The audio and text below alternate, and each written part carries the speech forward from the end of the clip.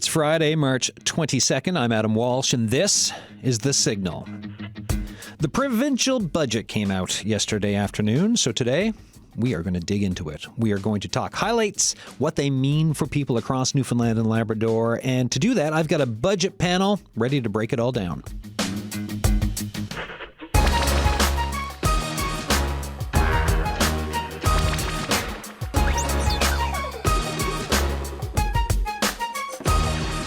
I will introduce said panel shortly, but I will start by mentioning that this is just one show on the budget, right? We will continue to look at it and what it means for everyone in the days and weeks to come. For example, Tuesday of next week, we're doing a show on housing that will touch on, of course, the provincial budget and a look ahead to the federal one. And speaking of the federal budget, we're going to do a tee-up of that one that will also look at the spending that's been announced, right? Because when you get these different levels of spending, it's important to find out provincially, federally, and also in our communities where money's going, who it's going to, and how it is being used. It's always a rolling conversation of analysis and context here on The Signal as we learn together. And here's where you come into this. Do you have thoughts on yesterday's budget? The text line and emails are open and good to go. So text 709-327-8206 for your thoughts. What are your thoughts on yesterday's budget? Emails, thesignal@cbc.ca. Amanda Gear's off today, so I'm getting the texts myself on my computer here, so be nice as you send them in. We'll start everything. Here's a clip from Finance Minister Siobhan Coady. Yesterday was the first day of spring, a day of renewal and anticipation of the brighter days ahead. Much like Newfoundland and Labrador, as we no longer stand at the precipice, but at the peak of opportunity, growth, and prosperity. Much progress has been made over the last 4 years under the Fury government. We are transforming and improving healthcare with record investment, a focus on primary care and implementing the Health Accord. Transforming and improving infrastructure with new hospitals, new long-term care facilities, and new schools. Improving finances with near-balanced budgets, a future fund, fiscal prudence, and debt management. Transforming and improving the economy with strong growth and new investment in critical minerals, lower carbon oil development, wind, hydrogen, tourism, television and film development, to name but a few. We have ensured investments to support families with a $10 a day childcare, removing any busing restrictions, expanding the school food program province-wide, eliminating tax on home insurance, and lowering the provincial gas tax.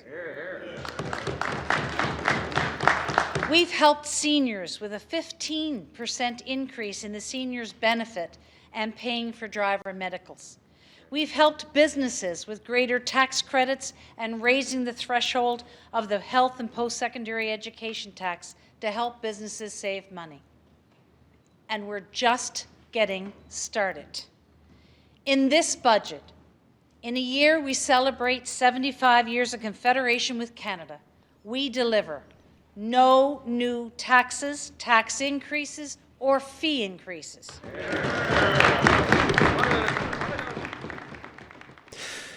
The beginning of the budget speech, Finance Minister Siobhan Coady there. So that was yesterday afternoon. Here's CBC&L's budget headline that followed the Finance Minister.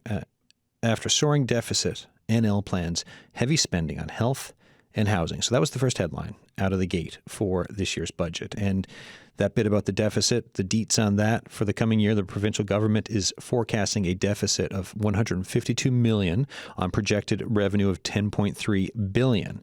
And while the provincial government forecast a deficit of $160 million for the fiscal year that's coming to a close at the end of this month, the budget also revealed a much worse shortfall than predicted, coming in at $433 million. A lot of numbers there, but we're going to break those down and more. So that's enough of, I think, me to get this chat up and running here today.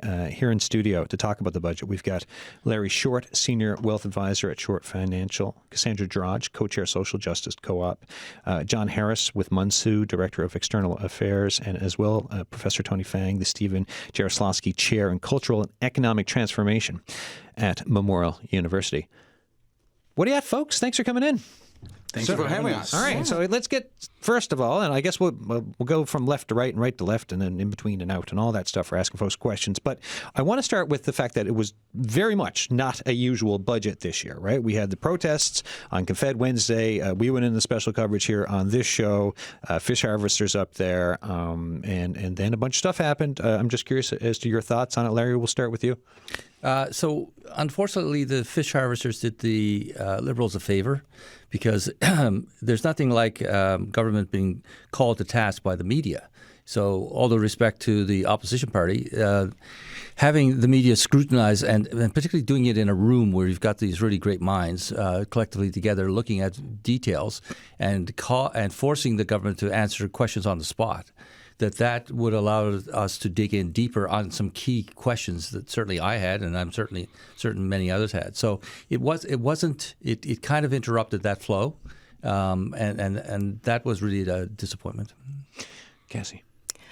For me, I would say that I fully support the fish harvesters protest. From a social justice perspective, I think disruption is key when it comes to showcasing the strife and just the dissatisfaction that comes along with the rising cost of living, the lack of, environmental assessment impacts, the problems with the fish markets now, and I think for me, what also stood out to me was the fact that half the House, there was only 1/3 of the party, or 1/3 of the House there, sorry.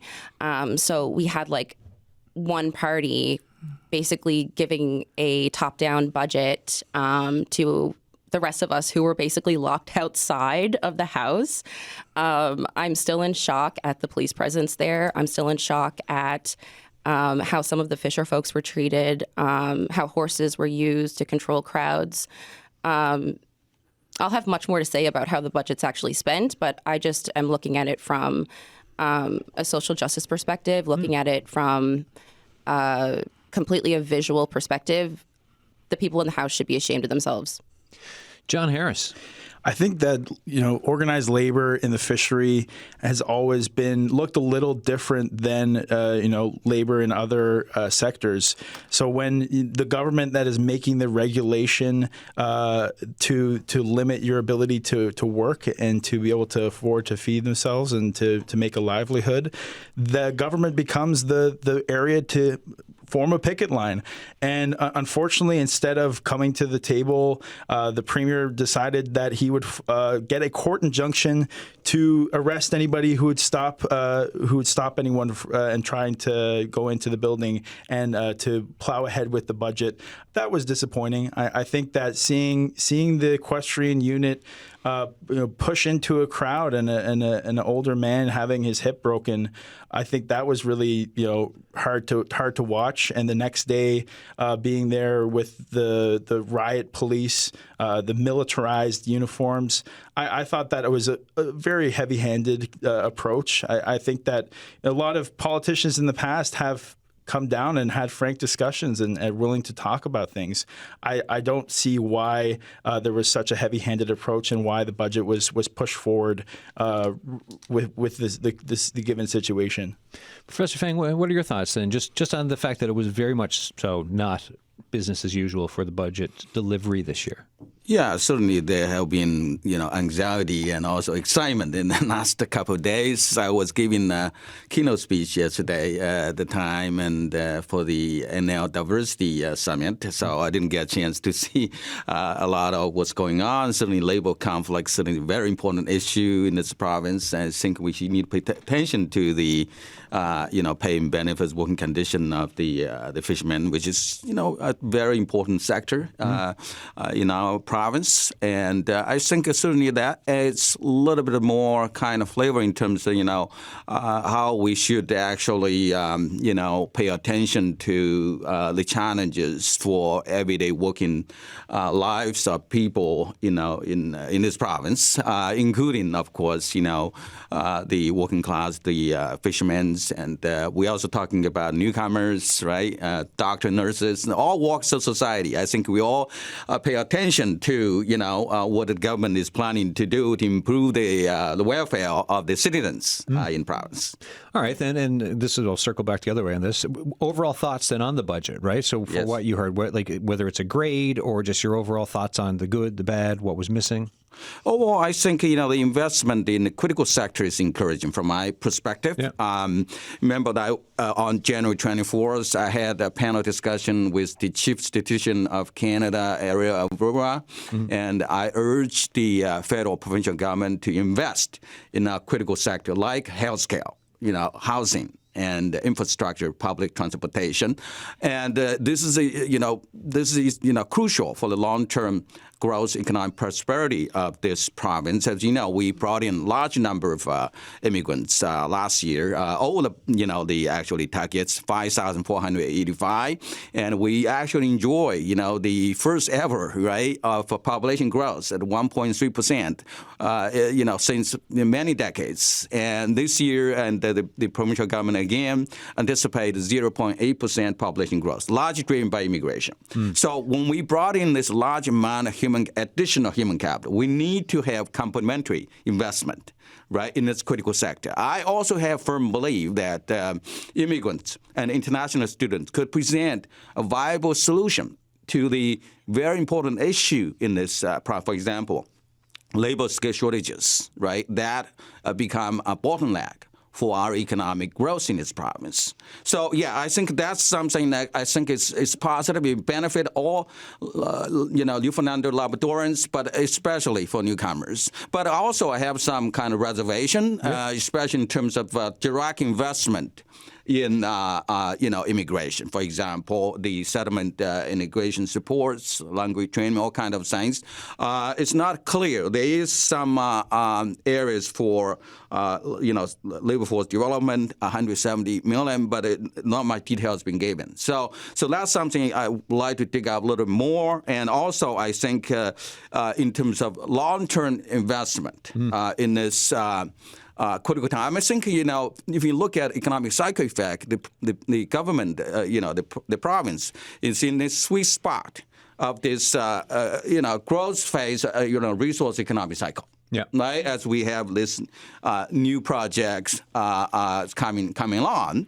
So, but it's exactly this critical moment. We should look at not just focus on the Chinese issues at hand, but also long-term critical issues that we're facing in the province, especially in terms of higher education, investment in advanced technologies like AI, and also we're talking about some other long-term issues.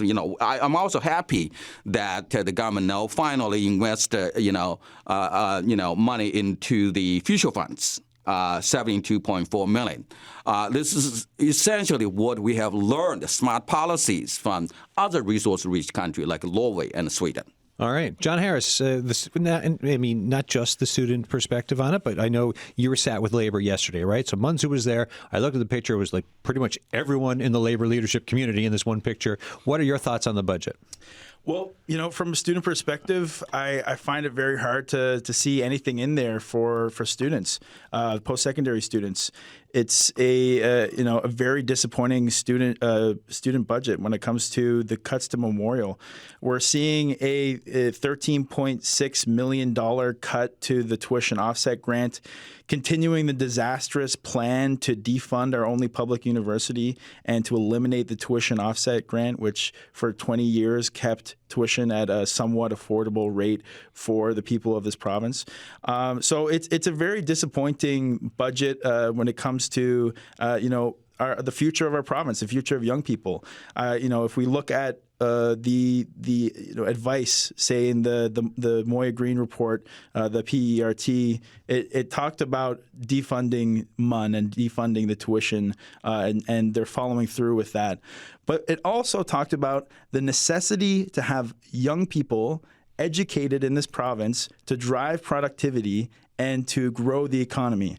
So in one hand, we're being asked to grow the economy, to become well educated, and on the other hand, it's going to be twice as expensive to do so.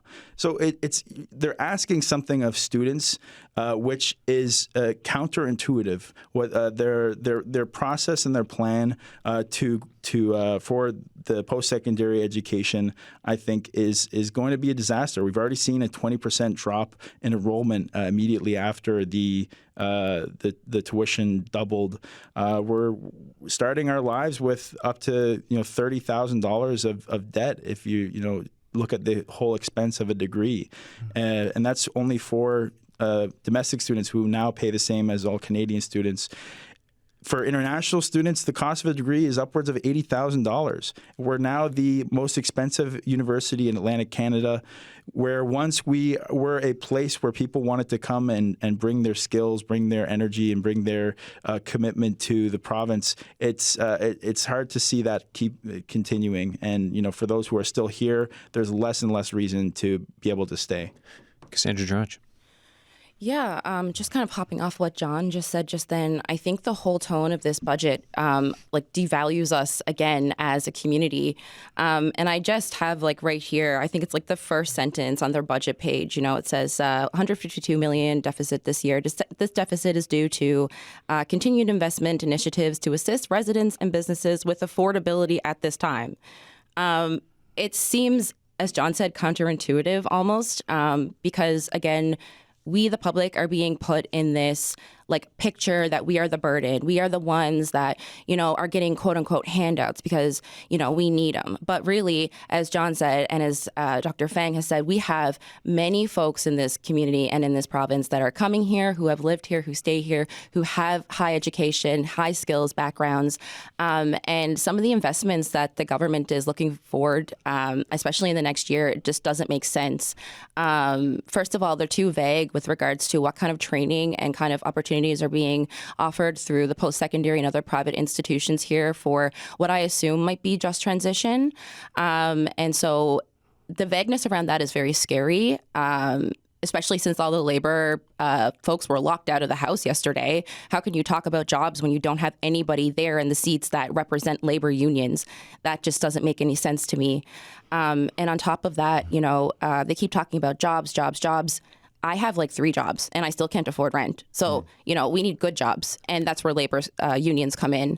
And, kind of on the same sense where I'm going to be talking about the economics and also the environmental aspect of it, I don't see why the provincial government continues to try to invest in Bay du Nord, which is the offshore drilling project that's supposed to happen it's near the Flemish Pass. It's near our EEZ, so where our traditional fishing grounds are.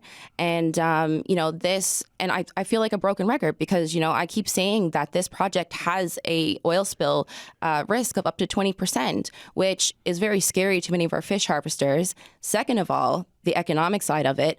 Since 2021, our government has invested public subsidies of up to $200 million into this project. And this is from, you can look at CBC articles, you can look at the Indy and other reports. So if you're spending upwards to $200 million and you still promise another $50 million this year with no project in mind, no project, I guess, actually happening, I should say. It's still in mind. It's still just a question mark around what will happen at the end of the day. Yeah, exactly. Yeah, it's still up in the air. And they don't have any numbers with regards to how many jobs it will provide locally.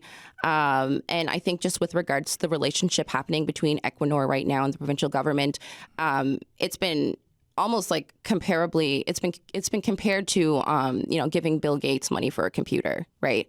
They already have the assets where we are the ones who don't have anything and continue to give. And I guess lastly, I would like to know where Siobhan Cody got that number of $89 a barrel US because I tried to look up that number yesterday. I couldn't find it. And who are those 15 independent experts that Yeah, you're talking about the forecast for price of oil, for the way they're going to balance the books, or for the budget for next year, right? Like, who are those people? How much did you pay them? And what is the motive behind that? Why was it just 15 people? Strange. Larry, what are your thoughts overall on the budget? A couple things. One is that first day of spring certainly was, and there was a lot of rain, drizzle, and particularly fog. They're trying to see through what was actually happening in the budget. So the statement was, we're doing fiscal prudence, but we continue to raise costs, have our costs go up dramatically every year, and in particular the deficit of $433 million. Isn't this this is a provincial of any party that's been in charge here. Yes. This every time this kind of happens, doesn't it? Because you see costs go up, spending go up and up and up. Yeah, and up. I mean, back in summer of 2020, just before COVID costs hit, the spending in the province was $8.4 billion. Now we're over $10 billion. And they say, well, yeah, but $500 million of that comes from the feds. And so it said, yes, but $500 million also goes into the revenue line. So, you're counting on both sides. So that is concern, because it's supposed to be fiscally prudent, and here we are effectively pretty close to boom times. Lowest unemployment rate, great consumption within the province, etc. So if you're going to do something like freeze wages or say that there's a plan to reduce costs, can we see it? Because there's nothing in evidence to show that. So that's kind of piece one. Second part that I need to jump on is the future fund, because I think that Dr. Fang and I would have a disagreement, because you're borrowing money to invest, right? This is, I suppose, the whole theory behind a future fund was that when we did have more money than expenses, the extra money would go into, well, first of all, you pay down your deficit, and then when you're debt-free, you would invest for the money for the future, like Norway has done, or that Alberta did many years ago. But if you're borrowing to invest, what's your cost of borrowing, and what are you investing in? Where's the line? I couldn't find the line that said, here is the return that we're getting on the future fund while, over time. And in particular, they also eliminated the 5 appendices that are at the bottom, traditionally at the bottom of the actual estimates. So, Mr. Accountant here, I want to see that detail. And why were those appendices excluded? Because in there's a lot of information that we could dig into and really dig with. But the final point is the fact that there is no key plan in order to find some way to reduce costs, so that if we are hit with a major recession in the future, if the price of oil does drop to $25 a barrel, and there has to be a sudden change in spending, which means costs have to be cut quickly, then people are going to hurt. And the people that hurt the most when that happens are the poor. So if we, over time, say, here's the plan to reduce our costs, here's the plan to start paying down our deficit, here's our plan to potentially have money for subsidizing Memorial University, show us where the money is going to be cut, and we're not seeing that. I want to go to the phones. I've got Neria Aylward, Executive Director of the Jimmy Pratt Foundation, on the line. Hi, Neria. Hi, Adam. Thanks so much for coming back on the show. I wanted to follow up with you because you were on the show not too long ago when we did a whole show on the child poverty report card for the province. Give us a reminder of the grade for child poverty in Newfoundland and Labrador, and these are for stats from 2021. We're above the provincial average for child poverty, so we're at about 18%. Newfoundland and Labrador has been consistently since 2016, when the Canada Child Benefit was introduced, Newfoundland and Labrador has actually been going against the national trend. Everywhere else, most other places in the country, poverty has fallen since the Canada Child Benefit came in. For us, it's actually been creeping up. With the exception of the first year of the pandemic, where because of federal benefits, people experience lower levels of poverty. But generally speaking, poverty's been going up in this province for children. And what that tells us is that provincial policy is not doing enough. And it's allowing child poverty to move up. It's allowing people to fall deeper into poverty. And that federal initiatives that have actually been quite strong in this area aren't enough to mitigate that. So then when you're listening to the budget and going through it, what do you think of where we're headed for what's been announced for the next year? I think that when we listen to a budget, it tells us a lot about values, and it tells us as well about how the government sees the economy working in the coming years. It shows how they evaluate the current environment. And what I would say is that, there doesn't seem to be enough investment in the people of this province and the services that they need. It seems to be really an investment, the continued investment in industry as being the driver of economic growth. But what we know to be true is that, industry is nothing without the people who sustain it. And we look from, when we talk about child poverty, we're really talking about family poverty. And if folks are working 2 jobs and they still are living below the poverty line, which is quite possible in this province, clearly something isn't adding up. Something that we work on a lot at the foundation is early childhood education. And we've actually seen the provincial budget, the provincial contribution to early childhood education, that's $10 a day childcare, go down significantly.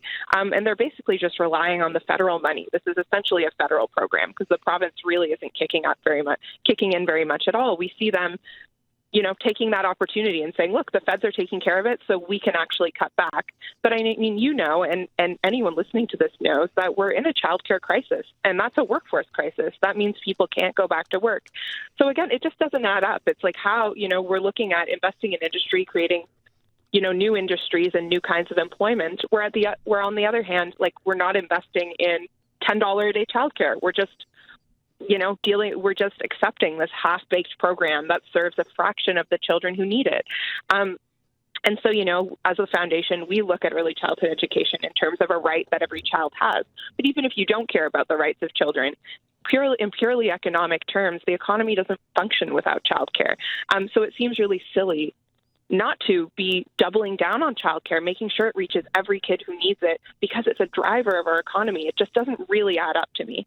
Yeah, as opposed to, I'm just looking at the budget speech here now, it goes through, in the last 4 years, we have reduced the cost of families from over $40 a day for childcare to $10 a day now, and it talks about initiatives for saving family money. But as you said, the bulk of the money now is coming from the federal government compared to the province, and then as well from other shows that we've done around childcare here. There's a massive shortages of spots and shortages of ECEs in this province, and there's a whole other conversation around the benefits packages and the lack of them, and the amount of money and the hourly wages of ECEs for Newfoundland and Labrador.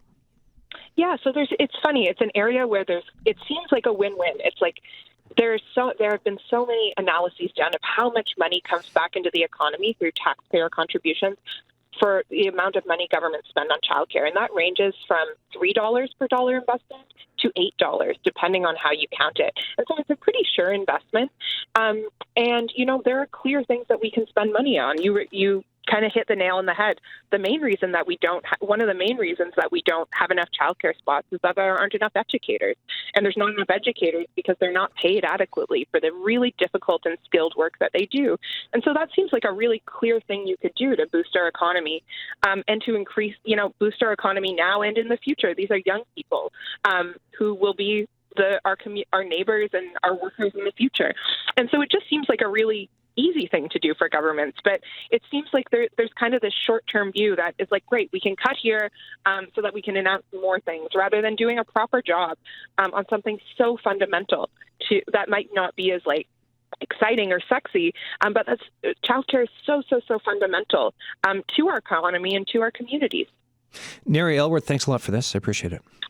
All right, thanks, Adam. Bye. Cheers. Neri Elworth there, Executive Director of the Jimmy Pratt Foundation. You are listening to The Signal. I'm Adam Walsh. It is a post-budget reaction, examination, drilling down into type show.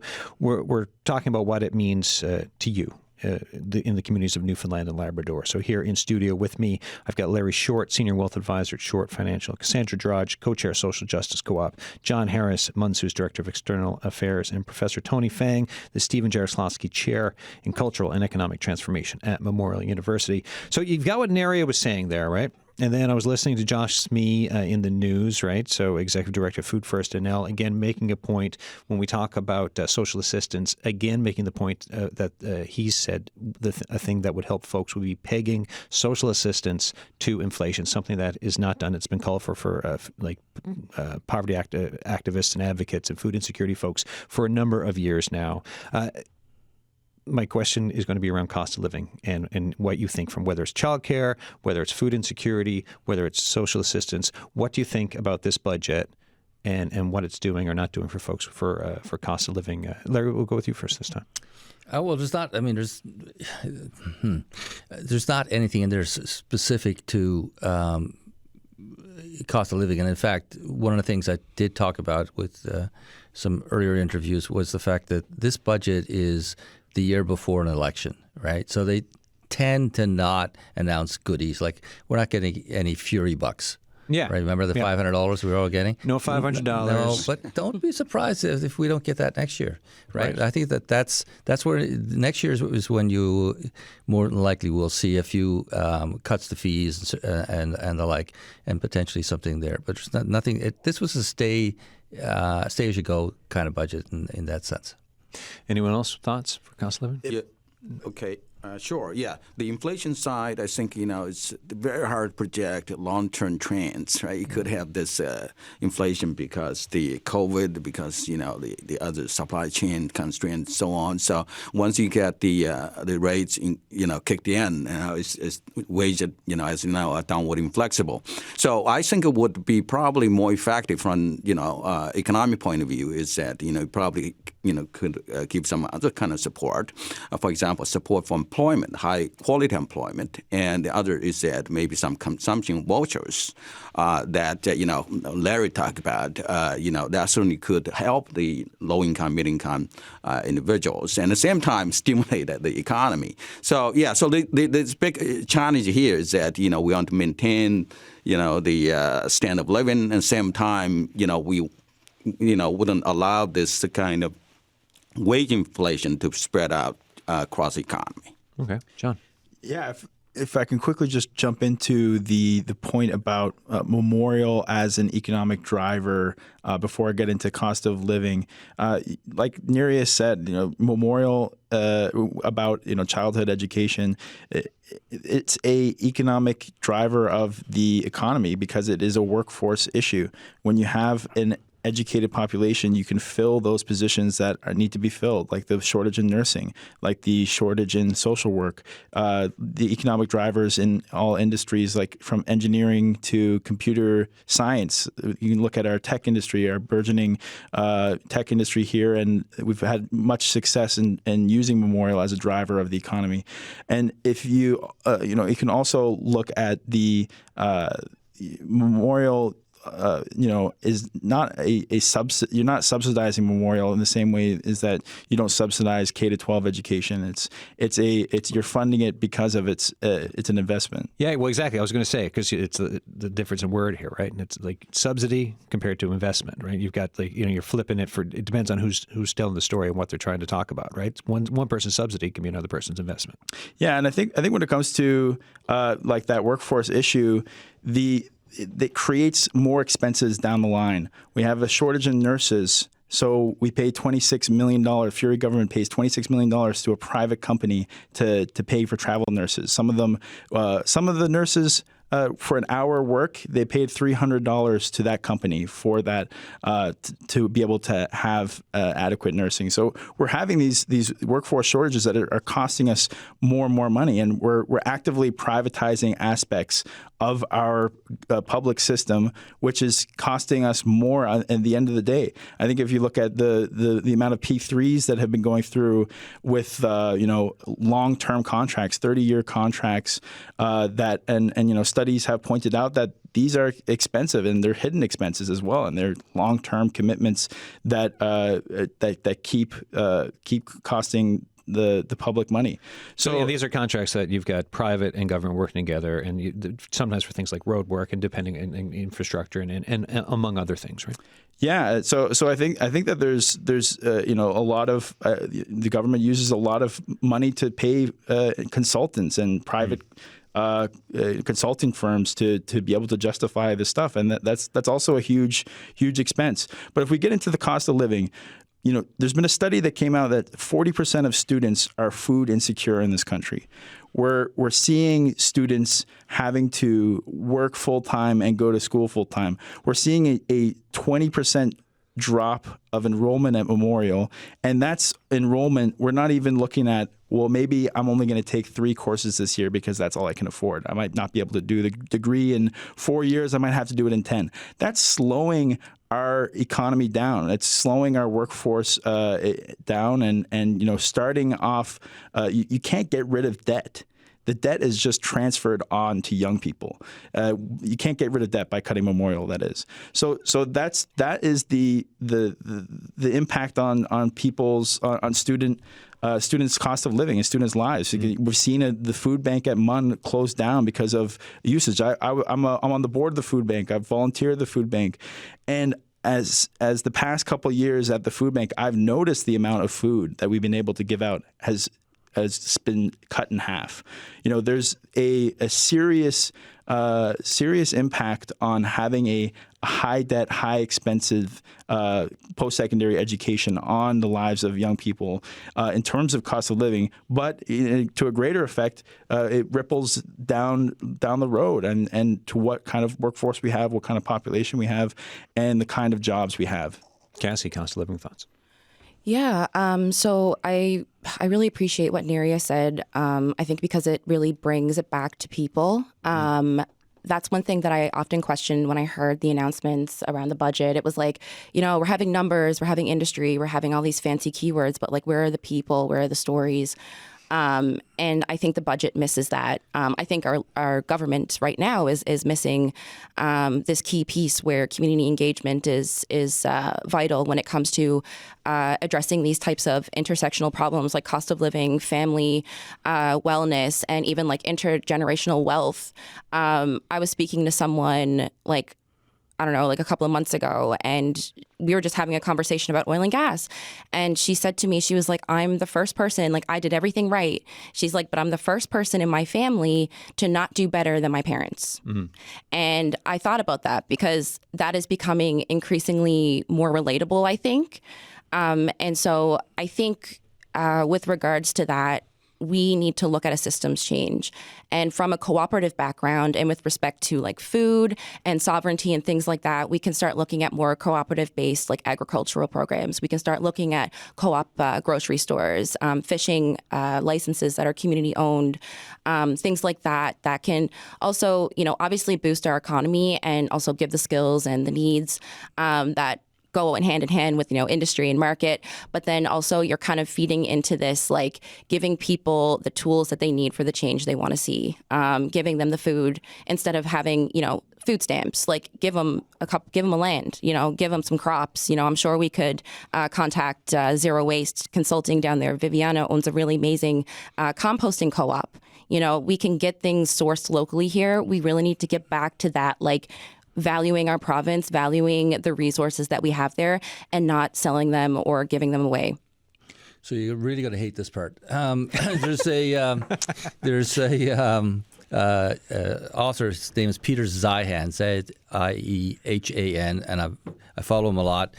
He's a strategic tactician, economist, and he was one of the few people that actually forecast the war between Russia and Ukraine. Yeah. And so if you follow him, you can see that he's made some really interesting predictions. One of which is, quite frankly, the price of oil is going to go to about $125, $140 a barrel sometime over the next 3 to 5 years. At the same time, so for the province, that's huge on the revenue side. But guess what? It's inflationary. Then on top of that, we're trying to convert the economy over to be non-carbon based. So even with the conversion, we don't have enough copper on the planet, which, we don't have enough steel. We have this iron ore in this province. And on top of that, we have the wind power conversion to hydrogen. So I'm incredibly optimistic about the province, but I'm going to tell you that the inflation is going to be picking up, probably starting in about 3 to 5 years, quite significantly. So unless we find a way to conquer these problems now and start addressing them now and redirecting, and because with inflation, interest rates go up, and right now we're paying 11% of the revenue that we're getting into the province is getting paid out as interest only. So you start jacking interest rates up to 6-7% on a consistent basis on a long-term rate, that's really going to start cutting into things. So that's why I keep coming back to what are we doing to prepare for not the sunshiny days that we, in hindsight, may be looking back on and saying, hey, that was pretty good back in 2023, 24, but at a time when we may have more revenue, but inflation picks up and it eats away on the expense side because now we're back to 15, 20% of the budget going to pay interest only, and trying to subsidize the people who are at or near the poverty line to take care of them with a high inflation rate. So where's this person predicting inflation, Michael? Where are you thinking inflation, Michael? Because it's already pretty high. No, well, not on a long-term basis. And as someone who was just a child of the 80s, because I didn't experience that as an adult. Well, put it this way. I'm so old, my father used to work for the fish merchants. Okay, so you talk about, when I heard some words there yesterday from the protesters that caused a wee bit of a trigger because it reminded me of that period of time. So in my history, I saw in the 1970s, 1980s, in 1981, mortgages were 25% per year. Yeah. Imagine that period of time. So not necessarily going back to that extreme, but we do know that people are very much they borrowed a tremendous amount of money. They've have home equity line of credits, or credit cards are pretty much close to the max in many cases, and that's with the interest rates where they are today. If they go up to 5-7% on a consistent basis, this is not consistent. It looks like it's going to ease off in the next year or two, but we need to be prepared for a period of time of sustained long-term rates, and that will really have an impact in the province. So we'll have more revenue coming in. We'll have a lot more investment going through. I really think that the fact that long-term oil contracts are being canceled around the world because the financing for those contracts have disappeared, like ExxonMobil, those companies, Chevron, they've abandoned projects that are 20 years out. So to a large extent, we're not replacing the oil fields that are basically drying up right now. We're not doing enough investment to take care of that. Never mind the fact that countries in South America and Asia are not buying $65,000 Teslas. They're buying $10,000 three-cylinders cars that are burning diesel. Right, so that group of population that shift is coming too. I mean, China's got I think it was like a $12,000 electric vehicle they're starting to pump out. So there's more. More coming. But it goes back to where do you get the copper? Yeah, exactly. Where do you get the critical minerals? Right. Yeah. So Newfoundland has a lot of them, and that development is terrific. But you're still going to have the potential for very, very wealthy people here and very, very poor. So you have to start addressing how the government's going to take care of the deficit part to equalize the society back to a much more balanced distribution of wealth. On the inflation side, I kind of disagree with Larry because given the record high interest rate, actually inflation is coming down in the short term, right? Both in Canada and the United States. Yeah. And longer term is a bit hard to predict. I don't know how many people can predict a global pandemic. That's what's happening, or the war in Russia, in Ukraine. So basically that's the part I think it's, even you have that prediction, how many policymakers would believe you, right? Mm-hmm. That's another issue from the practical point of view. On the support of low-income individual and vulnerable groups, I do believe that we should give them valuable tools, especially invest skill for the future, right? This issue in higher education and critical technologies. The issue here, maybe from the government point of view, you cannot see the immediate return. Right, those kind of long-term investment. Yeah. But you do have a long horizon for investment to recoup the cost.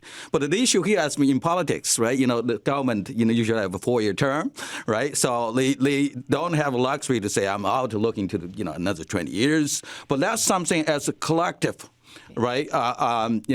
Entity or a province, right? We need to work together.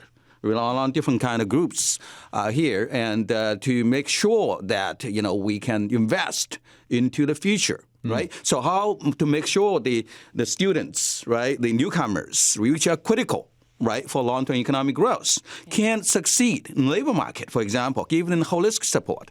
We're talking about the public transportation. I didn't see much on that. Right? That's kind of surprising. I did a control F on it, and I didn't see the words public any. and transportation together. It came up as zero. Right. The $10 childcare sounds great in theory, but the issue here is the supply and demand. You just don't have enough spots, and you have to wait 2 and 3 years. The kids are already grown up. We'll be giving a spot, So the issue there is that you need to invest in those critical sector in terms of infrastructure and and building more childcare sites, but also training those childcare workers, right? Giving them this valuable skills and tools so they can be successful and provide more services. Human services is something I think is lacking in the budget, right? Mm-hmm. We need to give some the face of humans here, right? We talk about the health care, we talk about the child care, we talk about the public transportation. We talk about investment in education services. I think this is something that we need to focus on. Yeah. I think when we get into the conversation about inflation, it always kind of seems like this mysterious force that we have no kind of it's hard to control. The Bank of Canada has its measures, but they're independent and they make their own decisions. But I think when you look at the Canadian market, a lot of what is looking like inflation, at the end of the day, it may be impacted by greed of big corporations and of if you're looking at real estate prices from Canada compared to the United States, ours have skyrocketed. We're having government, I think, needs to take a larger role in stopping companies from over profiting and examining where it could be greedflation, because that's been a big discussion with the grocery stores, right? It's been, okay, is this actual inflation? Is this somewhere in the supply chain for folks who are upping the prices? Is it actually matched with inflation, or is it someone being like, you know what, in these inflationary times, maybe I can make some more money? And then so the question is like, where is that happening? Is it happening? Where's it happening? How can we look into it? And is there legislation or some kind of rule to kind of something that can be done for policy to kind of drive it down to keep things more affordable? Yeah, absolutely. I think rent control in this province, I think, would be very smart. There's really nothing stopping from any landlord in the province to raise their rent as much as they choose. It may take them a little while, but they're able to do so. I think if you also look at the impact of the profits that are happening in the energy sectors and how Newfoundland had to fight so hard to even get a percentage of the oil royalties. I think if you look at other resources in the province, who are the primary beneficiaries of these resources? They're primarily benefiting the private corporations who are often subsidized by the government. And if we're looking at the government subsidies coming into this new energy plan with GH2, and a lot of this is public money going into private profit, and that is the MO of the modern capitalist system, is to have as much public money and public resources go into private hands. And I think it's time that we start to we're very happy that we made so much money off of royalties for oil, but if you look at it's still a very small percentage of what compared to what Canada or the federal government profited off of, and then even smaller compared to the companies, the multinational oil companies as a whole have made, and are leaving us in a situation now where we don't have a future fund like with Norway, who in my opinion got a much better deal. Cassie, any thoughts? Yeah, definitely lots of thoughts. Larry, I really appreciate the numbers on the $135 a barrel. And I think that gets people really excited. But I also want to take a moment for us to think that $135 per barrel doesn't mean that we're going to have great jobs here. It doesn't mean that we're going to see the kickback of those profits. And I think it does relate back to, private company greed. Equinor sat happily there last year. They made $22 billion and they still took $200 million from us what does that mean? What is that?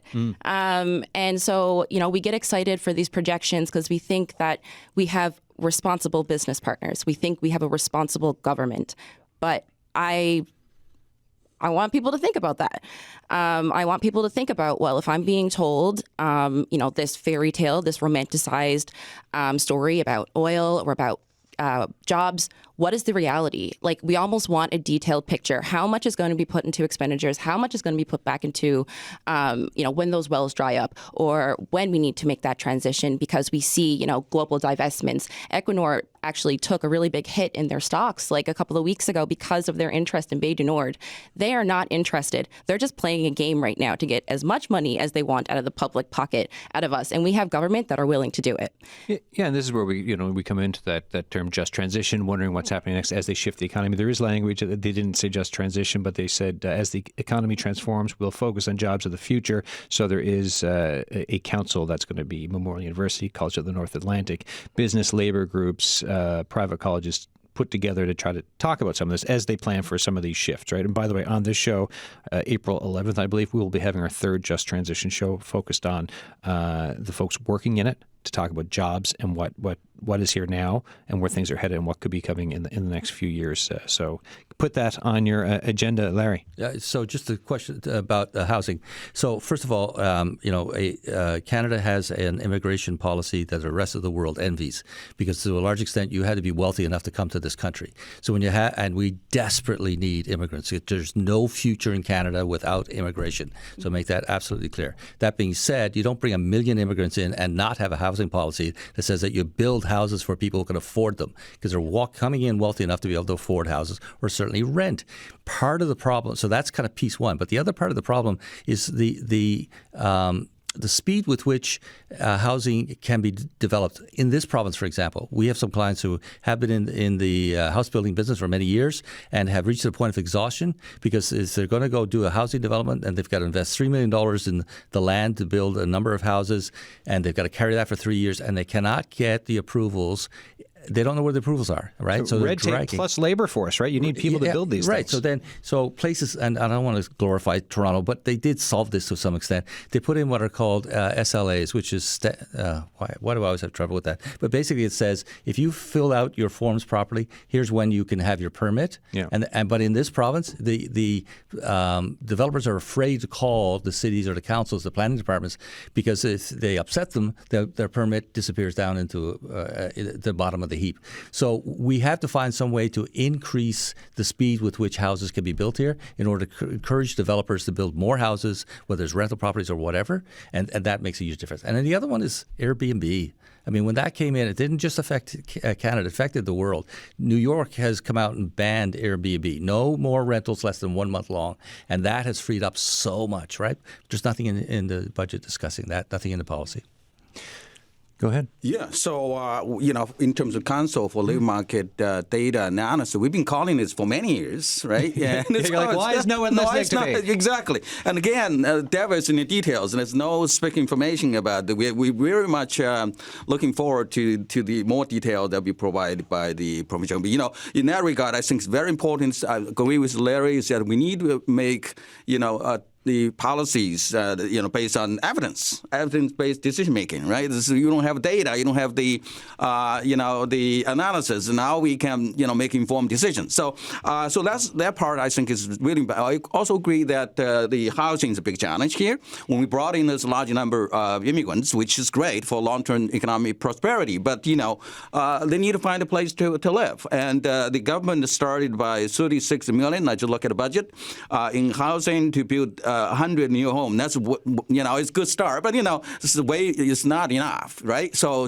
I think in that perspective, we should need a concerted effort. I mean, immigrants could potentially become a solution. That's what I'm really kind of suggested earlier, because many of them are trained, skilled trade workers, right? They could help build those houses, and also some of them are not all of them are wealthy, but some of them did bring the lifetime savings.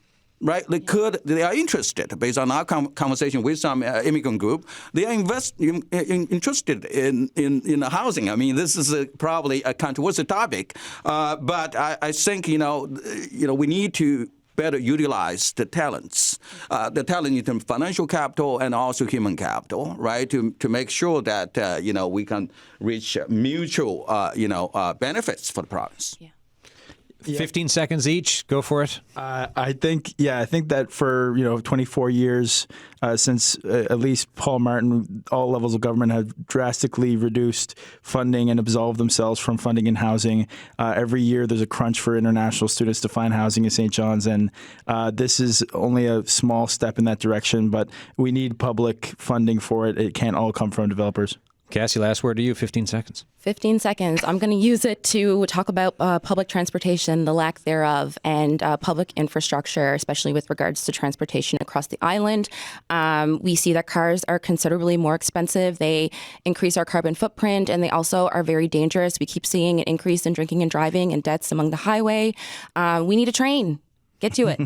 All right, everyone, we are out of time. Thank you so much, Cassandra Judge, Larry Short, John Harris, Professor Tony Fang. That is it for today's show, folks. Thank you so much for listening. Tuesday next week, we've got a housing show lined up, so the budget is going to be touching on that with housing, and we'll be looking ahead to the federal budget, too, in that show. Monday, different show, though. Prayer, fasting, and almsgiving. We're talking about Lent, and we want to hear about your traditions and thoughts in the lead up to Easter. And yes, you can call and talk about fish and chips, too. Thanks.